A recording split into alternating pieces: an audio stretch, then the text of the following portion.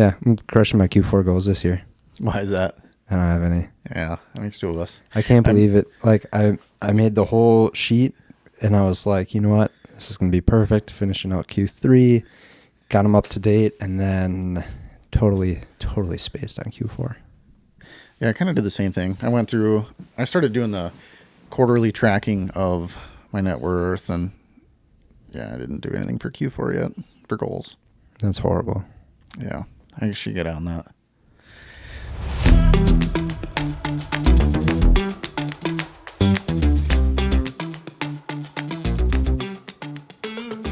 I have some, like, I don't know, small goals, like some stuff I want to achieve, but not like the big important stuff. I'm going to finish some projects I got going on. What kind of projects? 2A stuff and ice fishing stuff. Nice. I mean, I say nice, but like I ain't ever going ice fishing. Yeah. I bought some parts for one of my pew sticks last Black Friday, and I haven't bought the rest of the parts or finished that yet, so I gotta get that done. Yeah, and I gotta get some stuff ready for ice fishing. But going deer hunting this year. Oh, are you? Nice. Yeah. The old lady really wants to go, so I was like, so I want to get more into, along with a lot of other things, and just never got around to it. And she's like, let's go. I'm like, all right. I could use some venison, so please get one. Yeah, but that's about all I got on my goals list is shoot some deer. Nice. Ice fishing stuff, 2A stuff. That's good to hit my financial goal for the year, so now I got to work hard to spend all my extra income for the rest of the year. Perfect. Yeah, it's good to not dwell in finances. I feel 365. Like last year I guess it must have kind of been around the same time frame. I was maybe like a month further, but the 2A stuff that I bought last year was like Black Friday sale stuff. And then I just haven't gotten around to finishing it, but that was kind of when I started my spending for the end of the year, but I'm like almost 3 weeks ahead probably. Nice. Where I was last year. So I got to set some goals for next year. Well, for this quarter. But I already got some stuff lined up for next year. Yeah, this year I hit my savings goal. What I plan to save in Bitcoin, I accomplished that probably a week or two ago. I think I sent you a screenshot. So nice. Next year it's going to be, I think gold in some variety, whether it's, I don't know. I go back and forth. I like the idea of physical gold, but I don't plan on selling the Bitcoin for a long time. So like the next thing I really want to save for is building a house. Mm-hmm. I'll be buying some land next year, but I really won't need to put much, if any, down, and that'll be financed over a long time horizon. So the next thing I'll be saving for would be to build a house. So like not real far in the future, and like, I don't know. I need to either find somewhere I can sell physical gold at a reasonable price in relation to spot. I don't know. So I don't know if it's going to be an ETF, tokenized gold, or physical gold yet. I don't know. I haven't decided, but next year I think it's going to be gold is going to be the avenue for that savings vehicle. Maybe Jordan has some info for you. Yeah, buy a physical gold. Well, just even where to sell it. I have no idea. Yeah, I did a little bit of digging. I don't know. It'd just be nice if there's like a local physical locations. Like you just go and you sell it and you leave. Yeah, they even have physical locations for Bitcoin. So like, yeah, that's not a pawn shop. Right. So yeah. it's like I don't want to sell it for half what it's worth, but yeah, there's a lot of places you can like mail it to and stuff. But like, I'd want to insure it, and it's like add a bunch of extra costs and shipping, and it's like. Yeah. And if the time horizon's only like 2 or 3 years, it's like, I don't know, gold could go flat for like 3 years. And then if you have to like insure it, ship it, and sell it for less than spot, it's not really worthwhile at that point. Yeah, that's fair. So it might be digital in some shape or form. I have reservations with gold ETFs, but I don't know. Maybe it's tokenized gold, which doesn't really. Right. Doesn't do anything for me, but it's just one avenue. So that interests me a little bit. I also hit my Bitcoin goal, Nice. even without the extra funds that were put in from the car. Nice. Yeah. It feels good to like check that off. Like if you want to add Bitcoin or whatever, I keep saying Bitcoin, but if you want to allocate X amount of dollars or percent to it, and it's like you check that off and you plan to hold it for decades, it's like, all right, that's like one less thing to think about or worry about or invest in. It's like I got that box checked. Yeah. I don't know. Nice. I still enjoy looking at it, and I still DCA a very small amount every day just for fun. Do you have like a hard stop of how much you want though? Actually, no. Really? Yeah, like, because mine for right now, like I'm at that. Like I should diversify Yeah. because like your portfolio percentages are drastically different than mine. correct. Yeah, I'm way tied up in real estate, but Yeah. the thing for me is that I'm putting in such a small dollar amount that like Just a little piggy bank. yeah, I'm never going to even if let's just say like it's going to take eternity at this dollar amount to hit one Bitcoin. So like Right. yeah, It's just a little piggy bank at this point. it's my coffee a day that I'm buying. Yep. So I don't know. Yeah, that makes sense. I'm like inverse to that because like want to get to real estate and land and stuff, and like a lot of a good percentage of mine is in Bitcoin. Right. So it's like I'm the other way. I'm at my hard stop, and now I need to find something else. Yeah. I did read something the other day though too, like if you put $10 a day into Bitcoin when it came out or whatever, like how much money you'd have. And that's just kind of where I'm at. I'm like, in 20 years, if that's the case and I just keep putting away $8 a day in Bitcoin, well, cool. Yeah, and get back $50 a day in the future or more. Yeah. And if I lose it, I'm not really worried about it. Yeah. Yeah, I totally agree with that. Yeah, the next thing on my to-do list though, and like I should put this as like number one on my Q4 goals to try and knock out by the end of the year is I've got a tax book that I'm trying to read. Okay. I don't know if you remember my Q3 goal. I had the hardest time finishing The Lifestyle Investor by, I think it's Justin Donald. Might have to fact check that. Mm-hmm. But I finally finished the damn book. Nice. And that was like... It's one of those where you get like 7/8 of the way through, and that last little bit's just a real bear. Yeah. Yeah, it was right. Because like I was hooked from the beginning, and then it just slowly like got repetitive, and it is what it is. But I finished the book, and I don't think I could have put it down and not finished it and started a new book. So that's out of the way now, and now I can focus on that tax book because that was one of my yearly goals, was to get more well-versed in taxes. I think that's like one thing that was like a big unlock for me. I hate reading. I even struggle listening to books. And I'm I don't know, just the way my brain works. Like I have to get this task done, finish it, and then start this one and finish it. I don't know how some people can just like for fun read like 3 books at the same time. It's just like... Does anybody do that? I don't know. I can't comprehend what that's like. I just can't operate that way. I just kind of let that go a little bit in some aspect. Basically, when it just comes to reading, it's like I'll pick a book on Audible and listen to it at work, and like I'll get a third of the way through, and if it sucks, like I just stop listening and I find something else. It's Nice. like, is it better to do that and then pick a new book and start and like learn something about each book than it is to like start on one book, never finish it, and not listen to any more books? That makes sense. So like I have to just let it go. Right. Even like, there's a lot of books I listen like 7/8 of the way through, and then it's like, okay, I get it. Yeah. And it's like there's not enough value left in the end, or like I kind of see where it's getting wrapped up, and then I give up on that book. But I've gone through like 15 half books versus like no books, so it's like gotten a lot Better more than value. nothing. Yeah, I get a lot more value in. And some books it's like all the way through, but a lot of them it's like a quarter of the way through, halfway, 2/3 of the way through. Even just to figure out if you like it, because it's hard to tell in like an intro on Audible if it's any good. So I don't know. I've kind of let that go a little bit, and it's been rewarding because I've learned a lot of different stuff. Do you have something picked out that you want to read next? That textbook. Let me look up the title here real quick.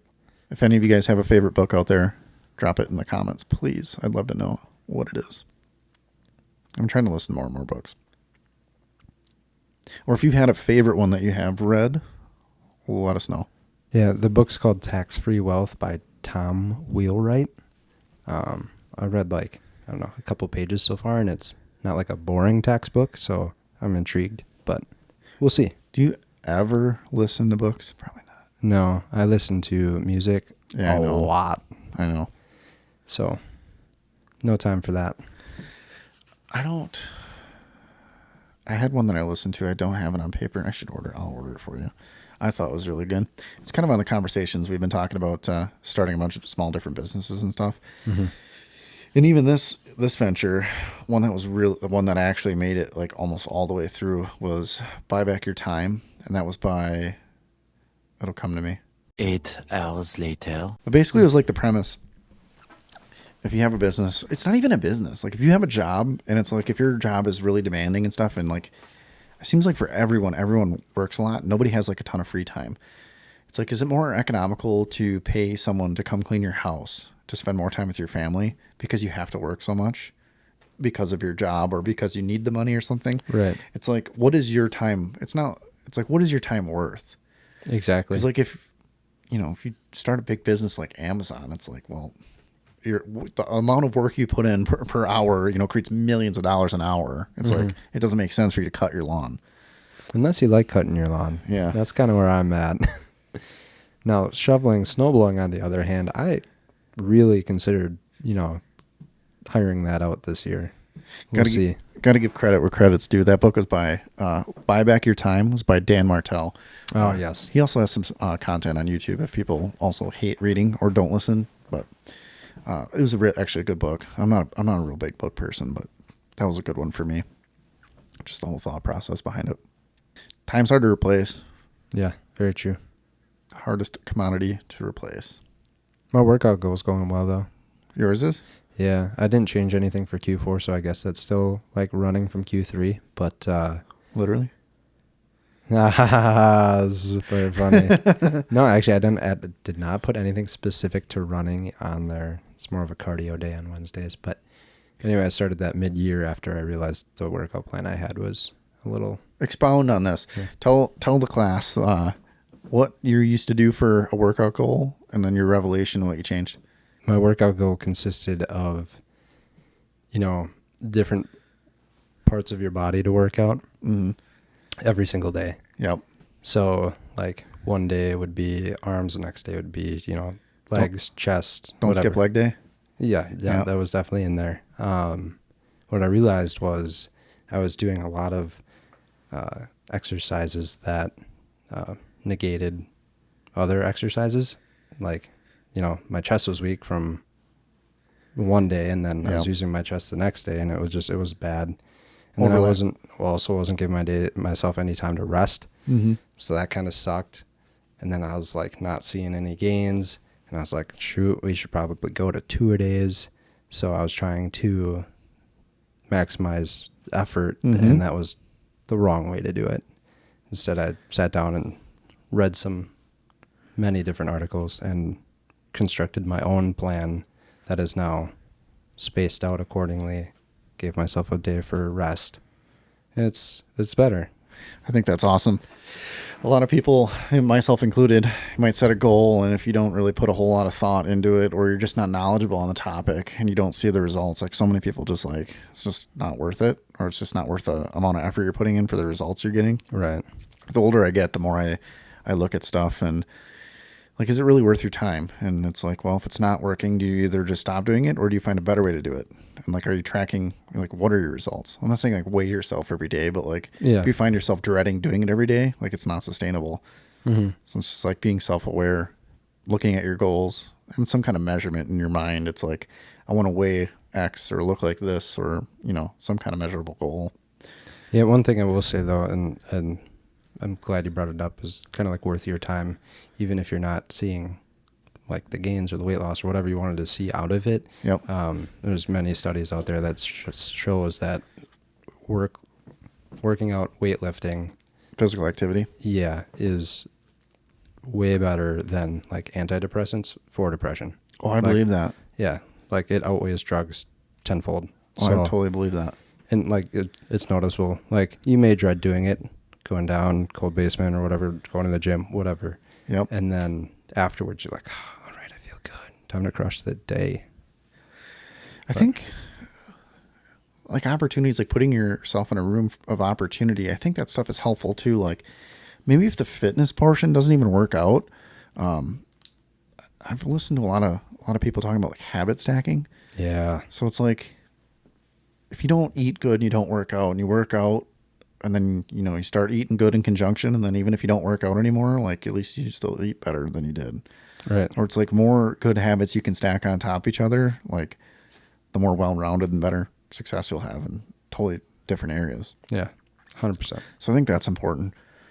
Or if it just like gives you more headspace, it's like, well, maybe you'll read more. It's like there's just so many more opportunities for success in that.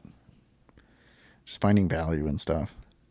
even if you're not getting the desired result, like there still might be value somewhere else. All right. The other thing that I really got to figure out for Q4, actually I'm more concerned about it for Q1, Q2, Q3, and Q4 of 2026 is teaching kids about money. Mm-hmm. They're getting to that age where obviously they know what stuff is and that it's not free. Yep. And my son has the just wizard brain with numbers. He is doing some math probably beyond my years. Oh, yeah. It's really fun to watch, but I think he is going to grasp a lot of these concepts well. And I don't even know if I can prepare him for what's in his future. Yep. But I want him to be at least thinking about it. Absolutely. But I also don't want to make it like homework. Right. Like I want it to be fun to learn. Yeah. So that's one thing I got to figure out too. Gamification. Yeah. He does love Monopoly. I loved Monopoly. I could never find anyone to play Monopoly with. My son will play with you. Yeah. I loved Monopoly as a kid. Do you cheat? No, I don't know. I just love the strategy. I just think it's a fun game, but everyone's like super competitive. It's like life though. It's like the people that don't own anything are like, I'm poor, I can't afford anything, it sucks. Like when you own all the hotels, you're like, I don't care. Yeah. I only asked that because apparently, I don't remember this, but apparently my dad used to hide hundreds in the freezer. So like, oh, I need something to drink. Just That's come back funny. with some more money. But That's funny. so if any of you have kids and have found tips, I'd be eager to hear them. Please drop them in the comments. Mm-hmm. I liked what you brought up. Oh boy, if I had a guess, which reminds me we should relabel the episodes. We're going to go to a little different structure. I'm just going to go to episode numbers. I don't even know what episode number that would have been. Probably like our second or third episode. Sure it wasn't 6 or 7? No. 6, 7. Yeah. You're talking about something you'd stumbled across on social media about somebody was like, you buy him X and then you invest X. Like, you know, if you buy him Nabisco products, you invest in Nabisco. Oh, yeah. Like Something if you buy like him a that. John Deere tractor and get him some John Deere stock. Yeah. Yeah. Whatever. Or different tax bracket. Yeah. Yeah. But I like that thought. Even if it's just dollar amount. Well, I like dollar amount or whatever. Like if you want to spend $20 on something, like I should also suggest you invest $20 and Right. have them start stock picking and they'll probably just outperform us. That'd be hilarious. Yeah. We'll call them like your kid's name, Index. We'll just like create an index fund. Like top picks. Yeah, come to think of that though, like I don't even know like what I'd get him. He's really into Legos right now, but like I'm not gonna buy him a trash can and say, "Hey, I got you some waste management." Right. But like, I don't know. Unless it's, I mean, even if it's just like you pick an index fund or an ETF and then just show them that the number go up. Yeah, like if we just check it every day. Yeah. Oh, it's up, it's down, it's whatever. Yeah. And then, I mean, if it makes a good percentage a year, it's like, well, you can keep investing it or you can pull half this back out and buy something with it. Yeah, Like show them that their money makes money. that's true. I do like that. Because then it's like, number goes up, but like, it makes you money. So Yeah. you can buy more stuff if you want, or you keep investing and buy more stuff later. Right. It's a slippery slope though. Yeah. Yeah. Let them spend the profits, but not touch the principal. It's not a bad idea. Something to think about. Put it all in crypto. Kidding. I'm not a big crypto advocate. I only like Bitcoin. Don't take that the wrong way. Don't roast me in the comments. Roast me in the comments. We've had a lot of actually. Speaking of that, we've actually had a lot of roasting in the comments. We had Brain Dead Take. I don't know, a few other ones. I got thick skin. I don't mind. You can light me up in the comments, but it was nice to see some engagement.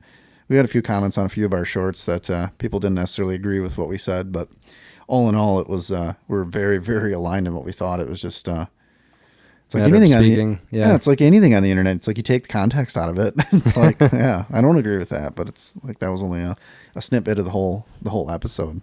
That's why it's important to watch the episodes. Yeah, and I liked it. I liked the episode. I mean, obviously, I want people to watch it, but you could see the whole context around it. We were just talking about home affordability in that one. But I appreciate the feedback, though. If you whoever that was commenting, and I know your name, I don't know your actual name, but if you're ever seeing this, I do like the banter. With your Q3, Q4 goals and tracking your stuff quarterly, do you have, or have you thought about like a percent allocation for like each piece of the pie per se?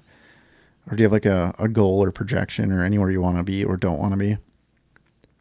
I don't know if you're going to like my answer, but I've thought about it, and no. Oh, that's fine. Because, like, I don't, so. Like, is there something you're adamant about adding, or like something you don't want to buy more of, or? No, honestly, I'm okay with where they're at right now. Yeah. And I'm not in a place to purchase gold and store it in a safe. Yeah. Like, I don't want to. Yeah. Which is fine. Same for the reason with the getting rid of it or whatever. Yep. Like, I don't have anything that would make sense for. Yeah. The biggest reason I want to is like next year I'll be acquiring some land, and that'll kind of be the start to my real estate portion. And it's not ever something I'm going to sell. It's going to be later to build a house and I'll live on it the rest of my life. But there's like different buckets, and like I have exposure in the stock market through retirement accounts and IRA. It's like I have Bitcoin. This next year I'll have real estate. So it's like, where do I want to continue to put money that I'm saving? And just the stock market right now is like, I already have exposure. Like, it's already a pretty healthy percentage. It's like, I don't want to, it's diversification. So it's like, where do I want to keep saving? Like, what vehicles? Like, the only thing that really has reached out to me was gold, whether it's physical or not. So like, that's why I'm going for that avenue. But Yeah. like, if you, like for you, I mean, I get why you don't want to, or it doesn't make a lot of sense. It makes total sense to me. Right. I think what it comes down to really is the next best investment opportunity for me is an OBS Ford. So Can't go wrong there. got to go up in value. Yeah. As the dollar goes down in value, I guess they don't go up in value, but I'd really be curious. Some of the, I'll call them middle of the road examples. yeah, Not not the farm truck. no, or not your 15,000 mile barn find, but like Right. a good driver quality. Like, I feel like they've gone up a decent amount. I really would be curious to chart that against gold. The problem is it's hard to get like real time pricing for the last 10 years, but I mean, those good quality trucks, I mean, It's not like you can go off KBB. not the same quality, I guess, or I guess you just didn't see them transacting as much. But like, I feel like back in the day, $6,000, 7,500, you could buy a pretty good truck. A pretty good, nice truck. Yeah. Like now, I feel like that same truck, it's like 15. yeah. Well, gold also doubled. So like, are they the same price? I mean, realistically, okay. if you're to buy something else, has everything doubled in value per se? Like houses have, obviously, but I don't think- double.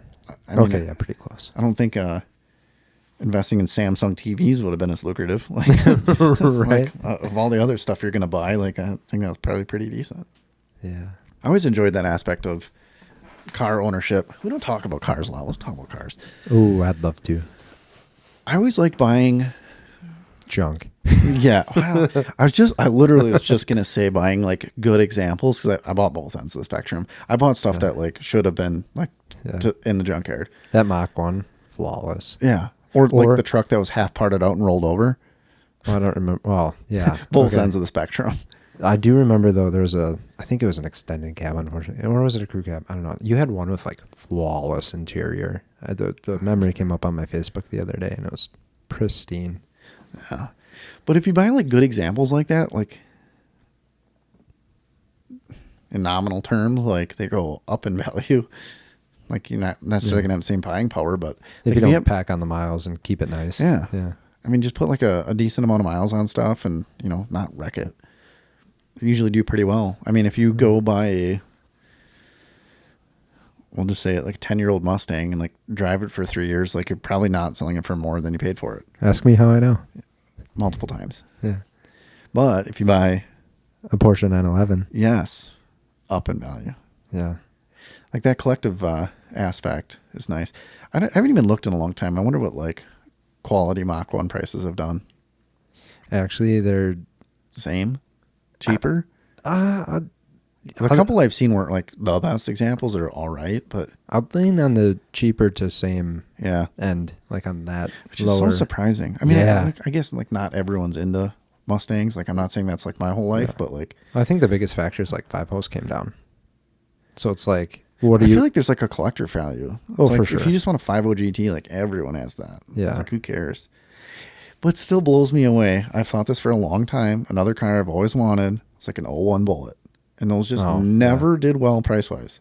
They never appreciated a ton. And that was a big reason I never bought one. Where it's like the good cars that I did find were like so heavily priced. It's like you could buy a Cobra or a Mach 1, which did way better. Yeah. I mean, that's probably why they never really. Maybe, but I mean, like there's not a ton of Cobras and there's not a ton of Mach 1s. That's true. Or even especially now. Like if you want to find a good example, like not all modified and stuff, like there's nothing worse than seeing like a nice Mach 1 and it's got like knockoff Cobra wheels on it. Horrible. It's like, why? Yeah. They gave it those wheels for a reason. Or they put like an eBay cold air kit on it. Like it's got a shaker hood. Like this is like the best part of the car. It's like that stuff sucks, but yeah. I don't know why the Bullets never did better. I mean, like ever. Their pricing just never seemed that good. Or if you found a really good example, like the price point just didn't make sense. Or is it because they missed the generation gap? Like, I don't know. Does anyone know who Steve McQueen is? Probably not, to be honest. But even still, like the cars are cool. Like it's the only one you're going to get in Highlander green. That's true. That's like one of my favorite colors on a car too. It's like I like that color, but they're just like unique. It's not Aston Martin's green, but Right. But I don't know. speaking of those have came down though. Yeah, Yeah, if you want a V8 Vantage, good spot to now's be. the time. Now is the time. I wish I had so much more money. I could spend it on some dumb stuff. But you wouldn't. I probably would. Have you ever driven an S-Class V12 twin turbo? You'd really get that before the Viper? I don't know. I should have bought a Viper. Yeah. He needs a mullet. I should have bought a Viper. It's crazy to think like I could have bought a decent driver at one point in time. I could have afforded a decent second gen driver quality. And like now that same dollar gets you like a raggedy ass first gen. Ladies and gentlemen, there is no use dwelling in the past. This is the exact same. We're just talking about going back to '08 and buying houses. You can't do it. Just forget about it. Man. The real question is, why aren't you buying one now, knowing that in 10 years it's going to be twice the price? The reason I didn't buy one, let's see, call it 10 years ago, it's because like I could buy a house this year. I could buy a house this year. I could start a business this year. It's like I needed that money. Like I felt like I needed that money to do something important with. Yeah. And I didn't. Yeah. And I'd have twice as much money. You say the same about Bitcoin, but you can't do a burnout in Bitcoin. Yeah. That's one I should have bought. Another thing too is not having a house and like living in random places and not having good storage. It's like if you, I don't ever want to pay for vehicle storage, but I never had a good place to store a car and keep a car clean. That was a big reason I got rid of the Mach 1. It's like I just didn't have good storage. My third stall is empty if you want to go halvesies. I can't think of too many cars I'm just like really after these days or like would really catch my attention. To be honest, all the stuff that I really want like is boring. Yeah. I'll call it boring. Like I see stuff, older stuff like on Marketplace, but like after working on older cars and like hobbies and stuff, it's like, do you want to drive it for an hour and work on it for 3? Because it's like always needs to be worked on. Yeah. I don't even know if that's the right ratio. Might be like drive it for a half hour and work on it for a week. Yeah. I'm just like past that point in my life. There's too many other things I want to go do. Like I have enough projects. I don't need any more stuff to work on. Yeah. But honestly, if I could rearrange the stable, it's like within like, you know, somewhat realm of reason. Like if I could have anything, it'd be like an X7 and then like a 328D wagon. Big BMW guy over here. I have been as of recent. Not in a snobby way. I drive like a BMW that's got 183,000 miles on it, and I work on it a lot, more than I'd like. It's been reliable. It's just got miles on it. Yeah. I just really want an X7, the executive package. And then something that's good on fuel and not a total maintenance whore. Just to be clear, vehicles are not an investment. No. Well, I mean, they're a big investment, unless you're but like, you're not going to get returns. Yeah, unless you're like Jay Leno. Magnus Walker, interesting character, lives in LA, has like a whole warehouse. Surprise. And has a pretty crazy Porsche collection. Ooh. And I sent you that video. You should watch it. And actually, is it on the list? No. One of the cars he owned, Nike actually worked with him to design a shoe about that car. Oh. I'll see if I can find that video quick and I'll add it to the list. Yeah, super interested. He had this car, and I forget the significance of the car because like I'm illiterate on the topic of Porsches. Like, I don't know the number designations well. Like, sure, I don't know what model, who drove what model that won Le Mans 74. Like, I don't know that stuff. Yeah. So like, I don't know the significance of that car, but apparently it's important. And Nike. Oh, they did a shoe. Yeah. Yes, With him designed a shoe, and he's like always wearing them. He's just a weird dude. He like walks tons of like he wears that shoe like all the time. Walks like 10 miles a day, like in his warehouse and just like doing stuff. Real creative guy. Iconic outlaw. I think this is the car actually. Oh, that looks familiar. That car. Nice. He's like an interesting dude. He actually did a little bit of like fashion design for a while and sold a lot of product through Hot Topic for a while. Oh, he's like super. Okay.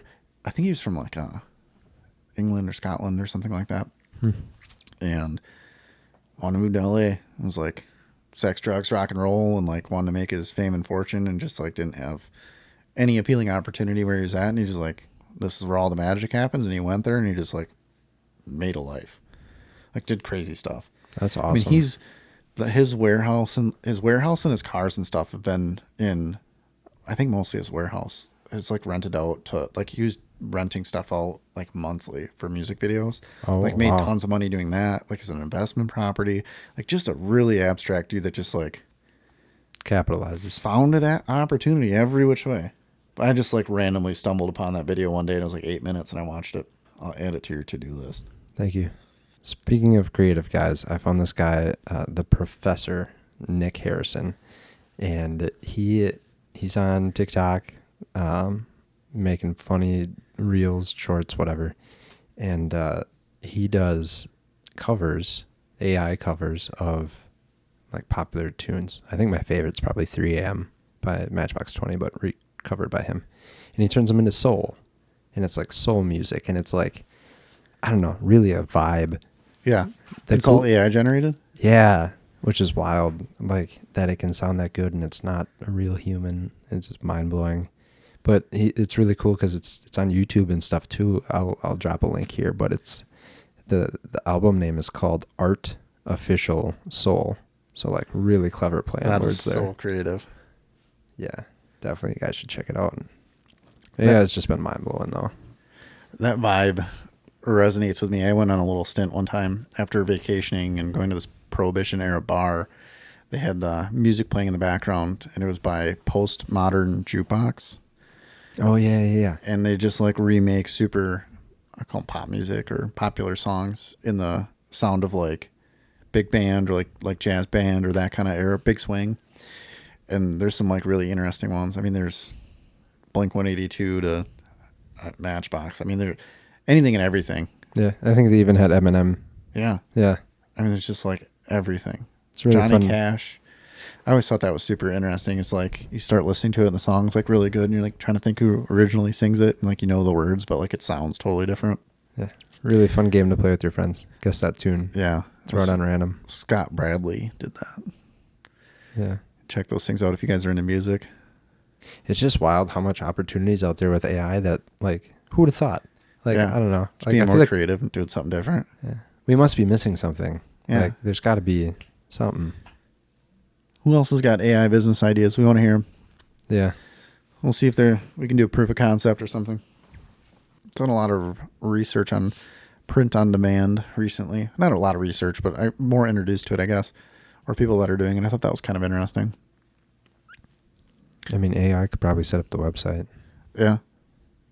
I just thought it was interesting. A lot of these smaller pop-up businesses or whether it's selling shirts or whatever, like you don't actually have to make the shirt yourself. You don't have to order a pile of shirts. You don't have to box them up individually and ship them. It's like you can design stuff, throw it on your own website, throw it on Etsy, whatever, and like sell shirts. It's like if you are interested in throwing designs on shirts, like I feel like that could be a viable little side business. It's like probably not going to, be the next Bezos, but I thought that was kind of interesting.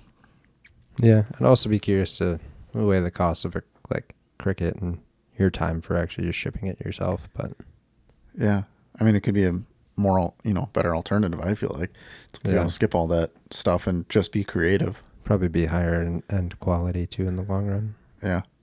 So I thought that was super interesting. It's something I'd research more. I feel like that could be popular with trendy meme related shirts, impulse buy type stuff. That is the culture now. I'm always looking for business ideas. I just like proving them out or learning or thinking about them. Maybe one day one will strike a chord and make a few bucks. It seems like services businesses are becoming more and more popular. More people I know our age are having like cleaning ladies, lawn care, snow removal. Like more and more people I know are like, and I would say our demographic are starting to pay for this stuff. Weird to buy back their time. Yeah, exactly. I'm not a big side hustle. I was when I was younger, but I'm not a big like side hustle guy. Like I feel like if you're not making enough money, you should be like learning for, a different career or making a switch to a different career or something. Like I feel like most side hustles really aren't worthwhile. I'm curious to hear what everyone who has a side hustle that's listening, like what they are, and if they do it because they enjoy it or if they do it because they make a couple bucks. Sorry guys, but my brain's kind of flowing here with ideas. We've been talking about a lot of different things from business opportunities to Q4 goals, and I just want to get some of this stuff down on paper. You got any closing words for the audience? Yeah, if any of you guys have any car stories, car goals, cars you've owned, cars you want to own. We haven't really talked about cars in the past, but we'd love to hear that stuff. If you got any fun stories, share them in the comments, please. Please no Pontiac Aztecs. Or Honda Elements. Yeah, I think that's good. See you in the next one.